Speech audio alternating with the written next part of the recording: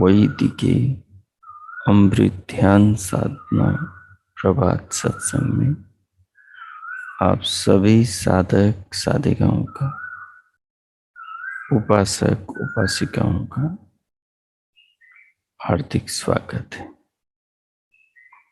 आइए पूर्व की भांति आज के ब्रह्म मुहूर्त में, आज की ब्रह्म वेला में भी हम उन महान प्रभु पार ब्रह्म परमेश्वर सच्चिदानंद स्वरूप भगवान के महान उपकारों का, उनकी महान कृपाओं का सत्वर हर पल निरंतर मिल रहे, प्राप्त हो रहे उनके स्नेह का अपने जीवन में, जगत में, भगवान के संसार और उनके बनाए अपने शरीर में अवलोकन करें, अनुभव करें अपनी आत्मा से, इंद्रियों से, अंतःकरण से और बुद्धि विवेक द्वारा संसार में उनके बनाए पदार्थों का विचार करें, चिंतन करें।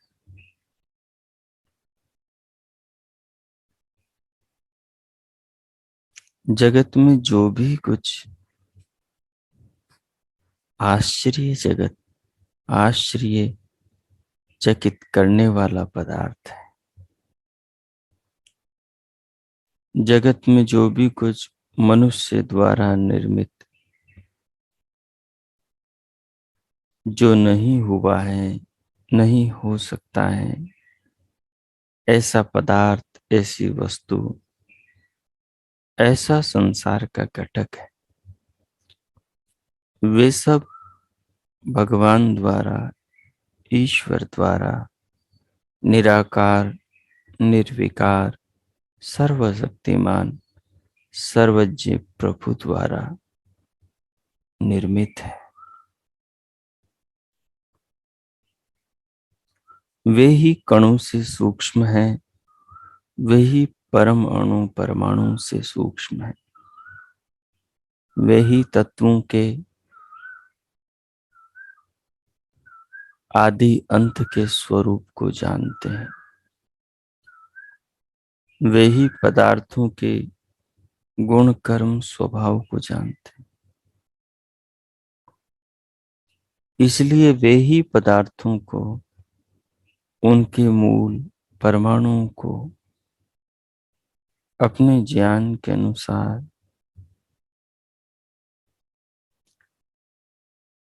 नाना आकार देते हैं और उन्हें सुव्यवस्थित करके उनसे किसी बड़े प्रयोजन को साधते हैं, जीवों पर महान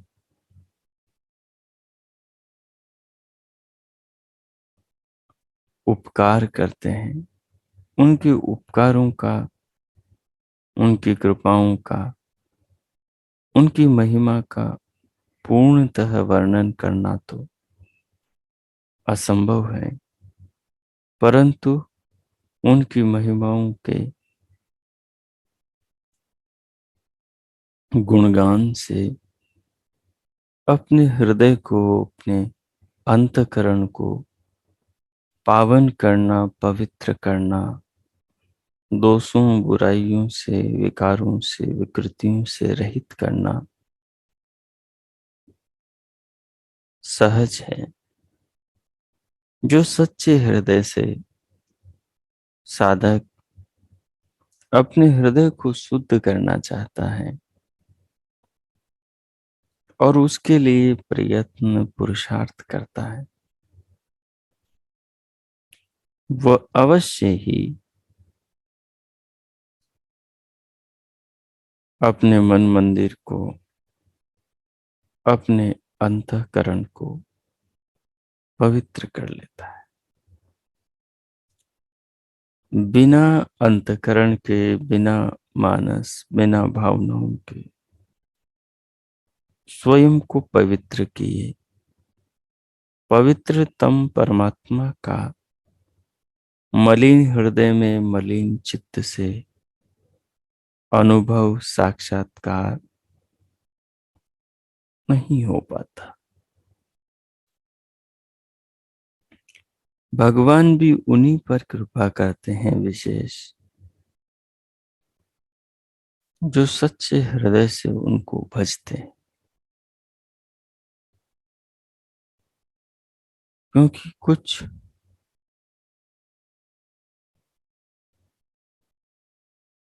उपलब्धियां तभी होती हैं जब कोई उनकी परीक्षाओं को पास कर लेता है, उनके नियमों को अपने जीवन में धारण कर लेता है,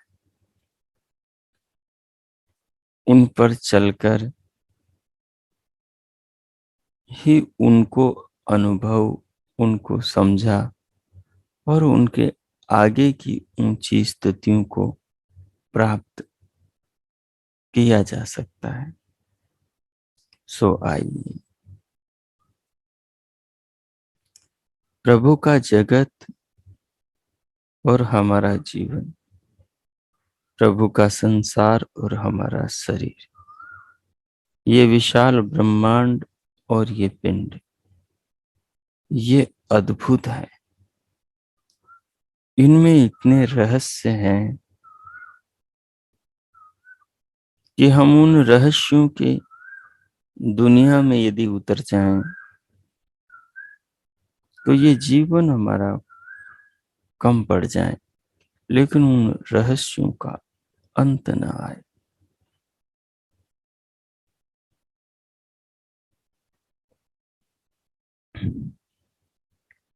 परंतु जैसे एक चावल को देखकर पता लगा लिया जाता है कि बाकी भी पक गए हैं या नहीं पके, उसी प्रकार से ऋषियों ने, ईश्वर पुत्रों ने, ईश्वर के आदेशानुसार जीवन को जीने वाले तपस्वी महापुरुषों ने वो मार्ग हमें भी बताया है, हमारे पूर्वजों ने, कि उस पथ पर चलकर हम भी इन तत्वों के स्वरूपों को जान सकते हैं, अनुभव कर सकते हैं। एक एक को जानने की आवश्यकता नहीं, उनके नियमों को, उनके स्वरूपों को जान करके बाकी को समझ सकते हैं।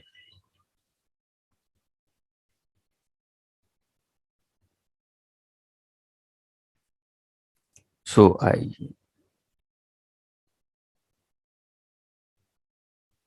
उन महान प्रभु की इन महिमाओं को, उन महान प्रभु के रचे देह के भीतर के पदार्थों को, संसार के भीतर के पदार्थों को अपने स्मृति पटल पर लाएं, उन्हें महसूस करें, उन सब में प्रभु की महिमा को देखें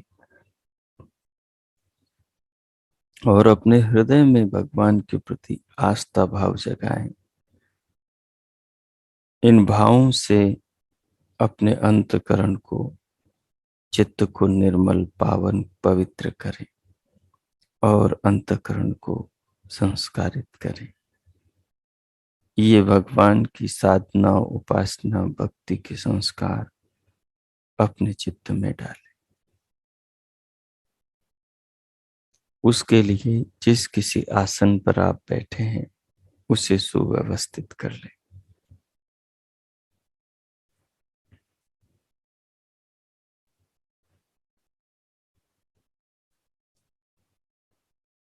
कमर, पीठ और गर्दन को सीधे सहज रखते हुए, हथेलियों को गोद में, नेत्रों को बंद और पलकों को सहज करते हुए पूरे शरीर का मानसिक अवलोकन करें। पूरे शरीर को, सिर से पांव तक की देह को अनुभव करें। शरीर को अनुभव करें और पीछे के सारे भाव को पृष्ठभाग में, अंतर मन में रखें। फिर पूरे शरीर को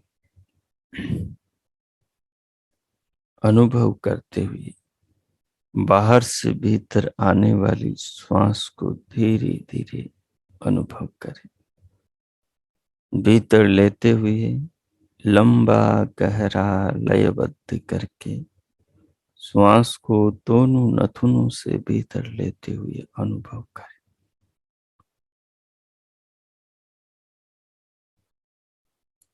जीवनी शक्ति है श्वास, प्राणों का ईंधन है श्वास। ऑक्सीजन के भंडार से ये जीवनी शक्ति ईश्वर की व्यवस्था से हमारे जीवन के ज्योत को प्रज्वलित करने के लिए हर पल बाहर से भीतर नई और नूतन आती रहती। इसके प्रति सम्मान, इसके प्रति रुचि रखते हुए भीतर लेते हुए अनुभव करें। श्वास के साथ साथ पूरे शरीर को, सिर से पांव तक के अंगों को अनुभव करें। जब श्वास भर जाए तो फिर धीरे धीरे प्रश्वास को भीतर से बाहर निकाल दें, फिर से दोबारा लें। इस प्रकार 3-4 बार ये प्रयोग करें।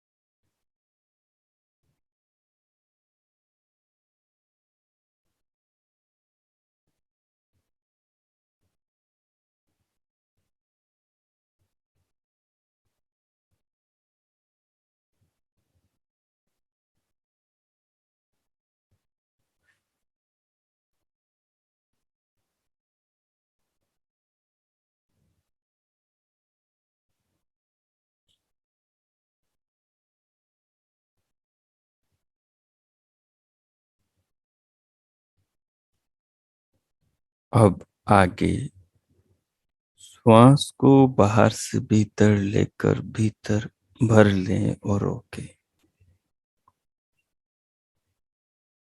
रोकने के बाद दोनों कानों के आकाश में मन को ले जाएं और दिव्यनाद को सुनें।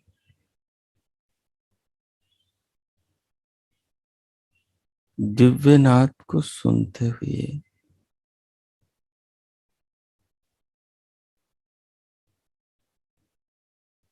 भ्रुकुटी में दिव्य प्रकाश को भी देखें।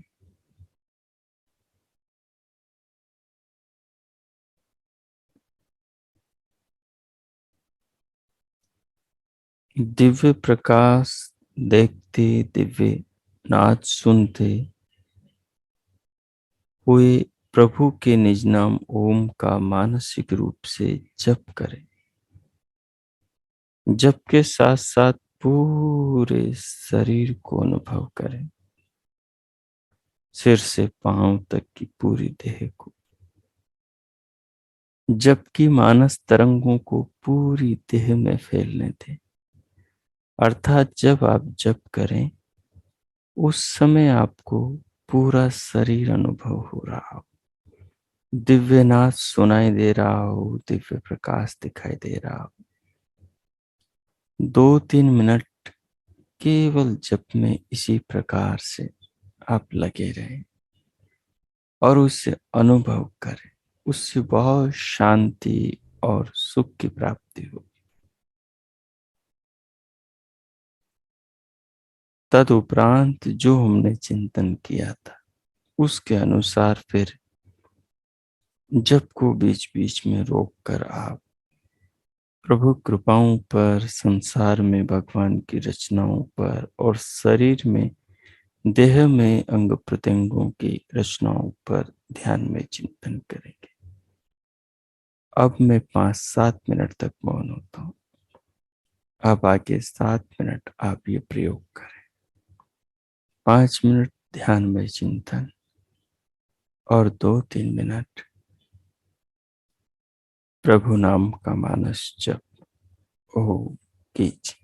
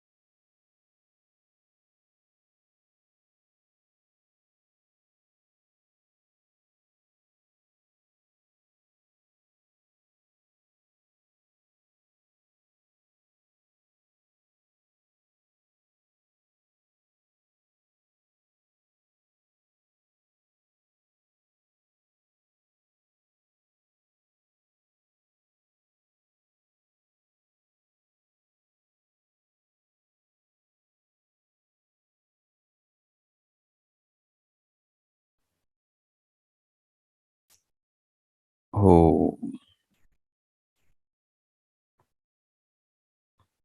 हो।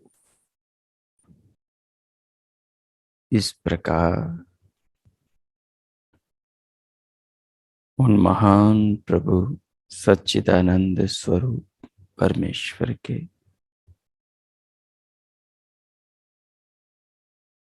महान उपकार मनुष्य जीवन को, शरीर को,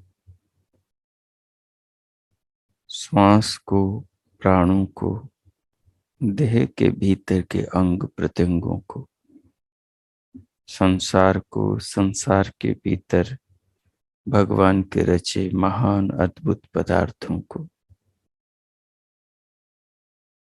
सोचते विचारते हुए, उनका चिंतन करते हुए, प्रभु नाम का मानस जप जपते हुए, दिव्य नाद सुनते, दिव्य प्रकाश देखते हुए, अब भगवान के प्रति कृतज्ञता और धन्यवाद का भाव रखते हुए, जो भी आपने ध्यानमय चिंतन में किया उसे आत्मसात करते हुए भीतर से बाहर स्क्रीन पर स्वयं को लाएं। चाहे तो दोनों हथेलियों का परस्पर घर्षण करें, उष्ण हथेलियों से मुखमंडल का स्पर्श करें, उंगलियों के मध्य से पलकें खोलते हुए भीतर से बाहर आए, स्क्रीन पर देखें। ओ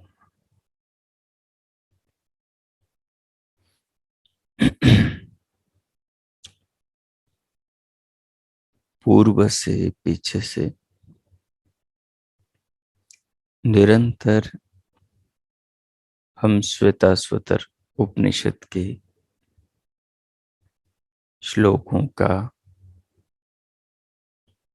अध्ययन, स्वाध्याय, चिंतन मनन करते चले आ रहे हैं।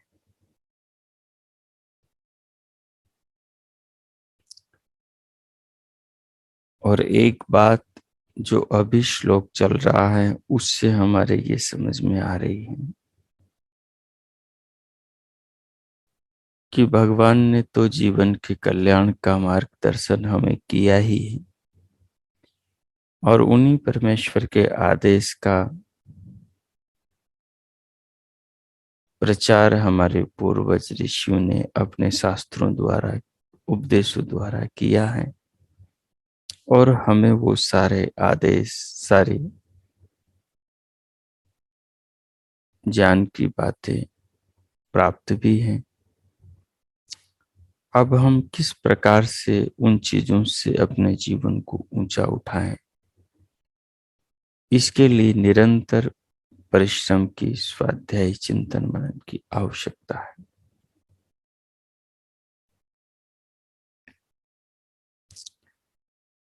राह बेचारी क्या करे, पंथी न चले संभार, अपना मार्ग छोड़कर फिर उजार उजार। मार्ग क्या करें यदि उस पर चलने वाला ही संभल कर न चले तो। मार्ग छोड़कर चल के अपना जीवन व्यक्ति खुद बिगाड़े तो मार्ग क्या करे। वेद का मार्ग ईश्वर का मार्ग है, आत्म कल्याण का मार्ग है। उस मार्ग पर यदि उस मार्ग को जानने समझने वाला भी न चले तो फिर वो मार्ग, वो ज्ञान, वो वेद, वो वे भगवान के आदेश जो मनुष्य का कल्याण करना चाहते हैं और उसे मुक्ति दिलाना चाहते हैं, उसकी आत्मा का, परमात्मा का साक्षात्कार कराना चाहते हैं, तो वे मार्ग, वो वेद का ज्ञान फिर क्या करें यदि खुद मनुष्य ही जागरूक न हो तो। इसलिए बहुत जागरूकता की, सतर्कता की आवश्यकता है। जीवन अपना है, उसका उत्थान पतन, उसका हित अहित भी अपना ही है। इसलिए मनुष्य को चाहिए कि वो अपने जीवन को होश पूर्वक, सावधानी पूर्वक, सिद्धांतों के अनुसार जी। आइए चौथे अर्थ को आज हम पढ़ेंगे। श्लोक क्या था? श्लोक था युजे वाम ब्रह्म पूर्व्यम नमो भी विश्लोक यतु पथ्ये वसूरे शृण्वन्तु विश्वे अमृतस्य पुत्रा आये धामानि दिव्यानि तस्तु। चतुर्थ अर्थ देखिए। पूर्वम ब्रह्म अर्थात इस सृष्टि की उत्पत्ति से भी जो पूर्व, पहले जो ब्रह्म वर्तमान था, उस वाम सत्य, शिव और सुंदर को, जो ब्रह्म सत्य हैं, शिव सबके लिए कल्याणकारी हैं और सुंदर आनंददायक हैं, उस ब्रह्म को मैं नमो भी युजे नमस्कारों के द्वारा उपासता हूं, नमस्कार के द्वारा उसके प्रति अर्पण होता हूं, अपनी आत्मा को सर्वभाव समर्पित करता हूं। विश्लोक यतु मेरी कामना है कि विविध प्रकार का यश मुझे प्राप्त हो। सूरे पथ्या इव जैसे कि किसी सूरवीर को अपने जीवन मार्ग में यश मिलता है। हम आप विश्व अमृतस्य पुत्रा, हम सभी ईश्वर के पुत्र हैं। ये दिव्यानि धामानि आतस्तु जो लोग दिव्य धामों, उच्चतर सफलताओं को प्राप्त कर चुके हैं, वे सारे विद्वान लोग, वे सब मेरी इस पुकार को सुने कि हमें भी उस पावनता के कल्याणकारी मार्ग की ओर प्रेरित करें।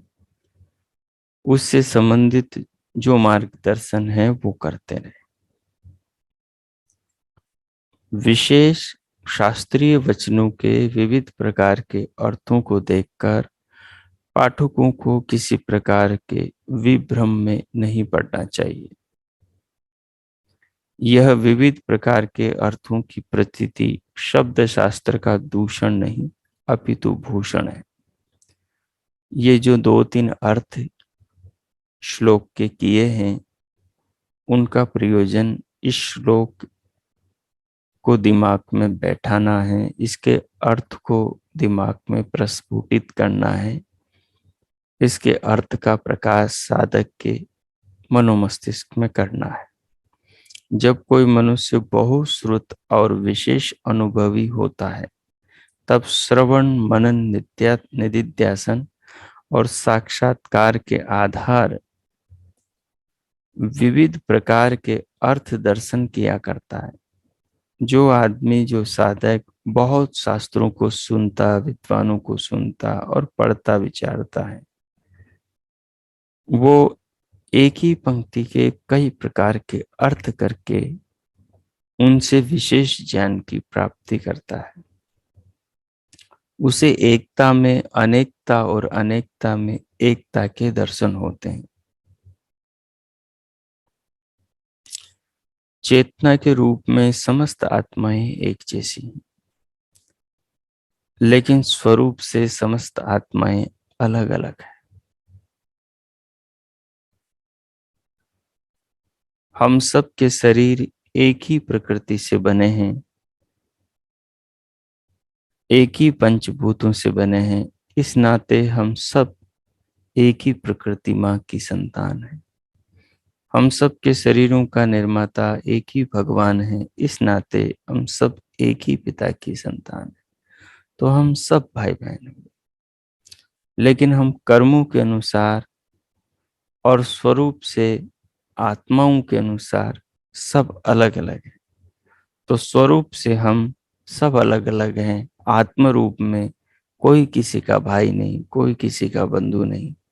कोई किसी का मित्र नहीं, कोई किसी का सखा नहीं, लेकिन शरीर रूप से हम सब एक दूसरे के सहयोगी, मित्रजन, कुटुंबीजन हैं और हम सबका एक पिता है।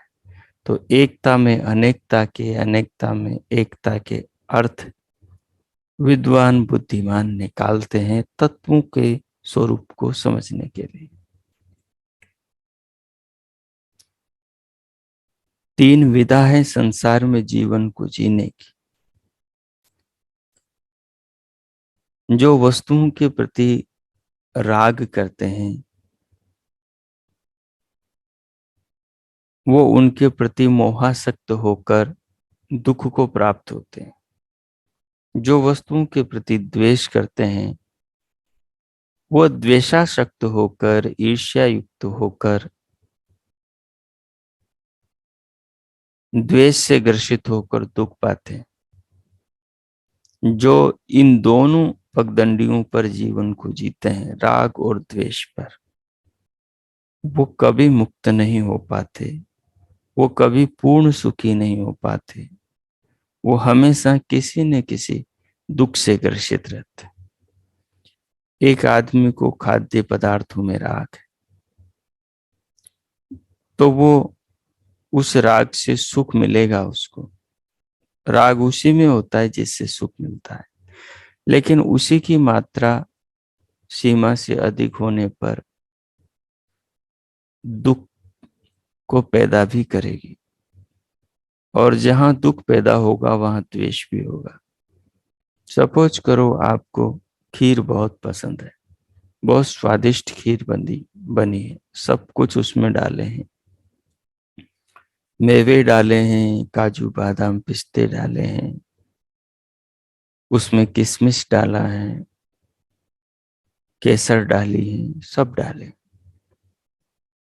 आपने थोड़ा चखा तो बहुत स्वाद लगी, एक कटोरी खाई, सुख मिल रहा है, उसमें राग बढ़ रहा है, दो कटोरी खाई, अब धीरे धीरे वही जो सुखकारी खीर थी, पायसम थी, अब वो दुखकारी होने लगी। जो पहले उससे राग था अब उससे दुख होने लगा है, द्वेष होने लगा है। अब कोई जबरदस्ती प्यार से भी खिलाएं, फ्री में भी दें, तब भी आप नहीं खाएंगे। एक व्यक्ति है, अभी नया नया मिला है अपने को, तो उससे बड़ा राग है। अभी विवाह हुआ है तो बड़ा राग है। अभी बच्चा पैदा हुआ है तो बड़ा राग है। अभी दो मित्र मिले हैं तो बड़ा राग है। जैसे ही वो दिनों दिन, दिन रात साथ साथ रहते हैं, अब जिससे राग था उसी से धीरे धीरे द्वेष होने लगा है। क्योंकि किसी के मन को क्या चाहिए दूसरे के मन को कभी पता नहीं लगता। 100% पता नहीं लगता, 2, 4, 5%, कुछ प्रतिशत पता लग सकता है। तो ऐसे में जिससे सुख मिल रहा होता है भविष्य में उससे दुख भी मिलता है। तो जो उससे सुख मिल रहा है तब उसमें राग होता है, और जब अति हो जाए तो फिर उससे दुख भी मिलता है, और वो दुख द्वेष को पैदा करता है। तो संसार में कोई भी वस्तु, कोई भी संबंध, कोई भी व्यक्ति, कोई भी प्यारी चीज, उससे राग भी होता है और द्वेष भी होता है।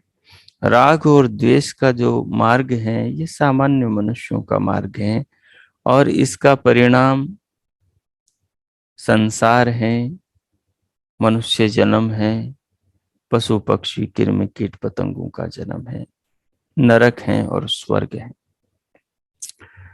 लेकिन एक तीसरा मार्ग है जिस पर योगी जन चलते हैं, जिस पर तपस्वी जन चलते हैं। वो मार्ग राग और द्वेष से ऊंचा है। उस मार्ग का नाम वैराग्य का मार्ग है। उस मार्ग का नाम सम्यक ज्ञान का मार्ग है।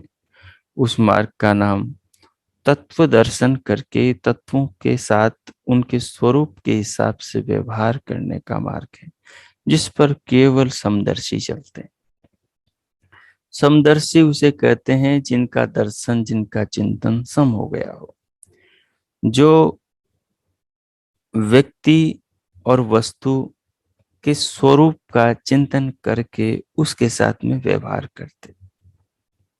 जो शरीर में आत्मा को अलग करके शरीर को अलग करते हैं, मन बुद्धि चित्त को अलग करते हैं, सबके गुण कर्म स्वभावों को यथावत जानते हैं, फिर उनसे व्यवहार करते हैं, वे लोग न राग करते हैं न द्वेष करते हैं, और कोई करे तो उससे अप्रभावित रहते हुए मध्य मार्ग से आगे निकल जाते हैं।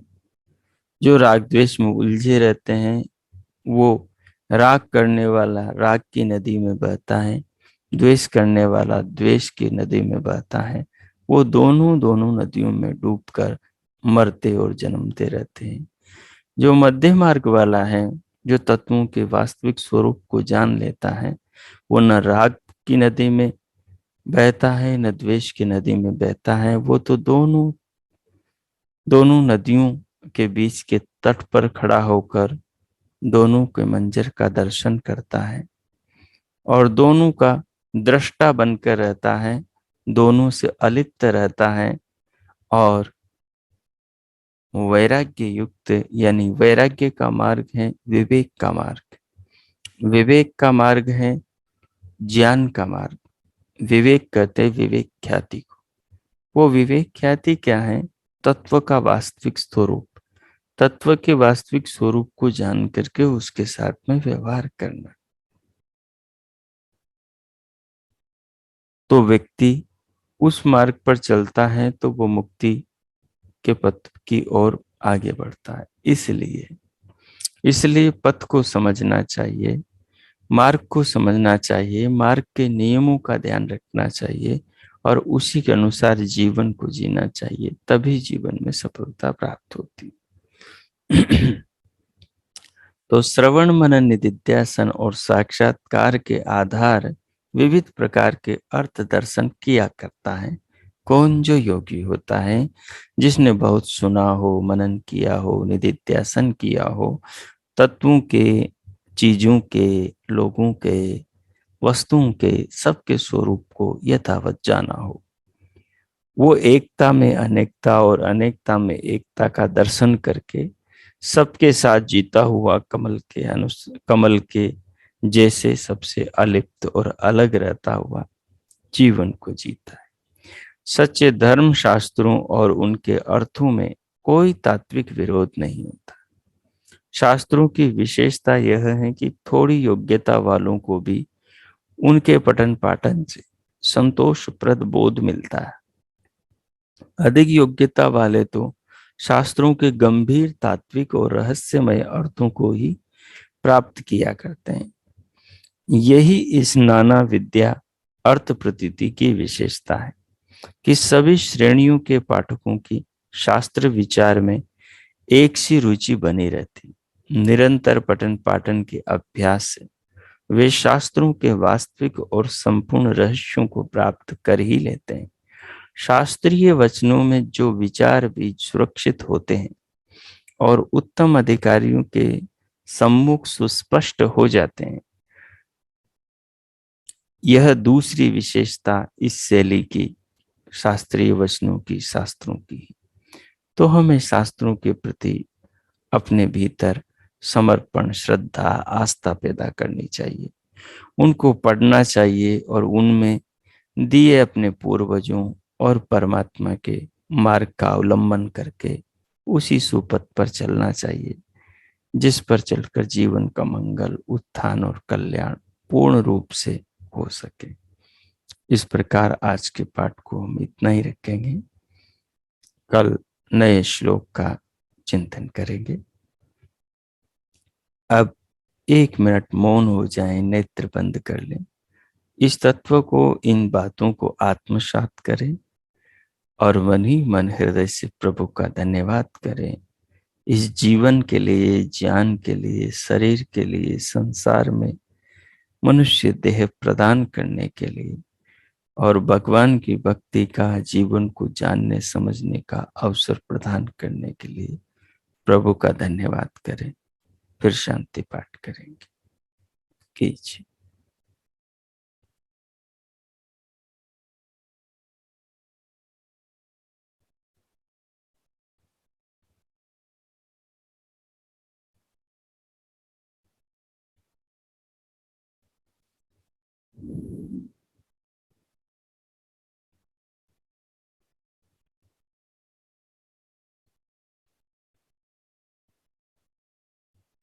हो।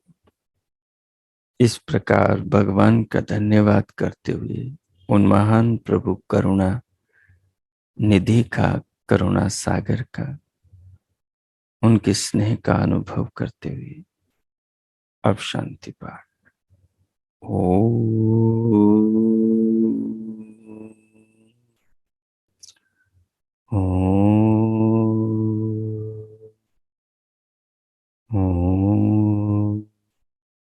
शांति शांति शांति। ओ आज का आप सबका दिन शुभ हो, मंगलमय हो। प्रभु से सबके लिए बहुत बहुत मंगल कामनाएं, बहुत शुभकामनाएं। इति ओम शांति।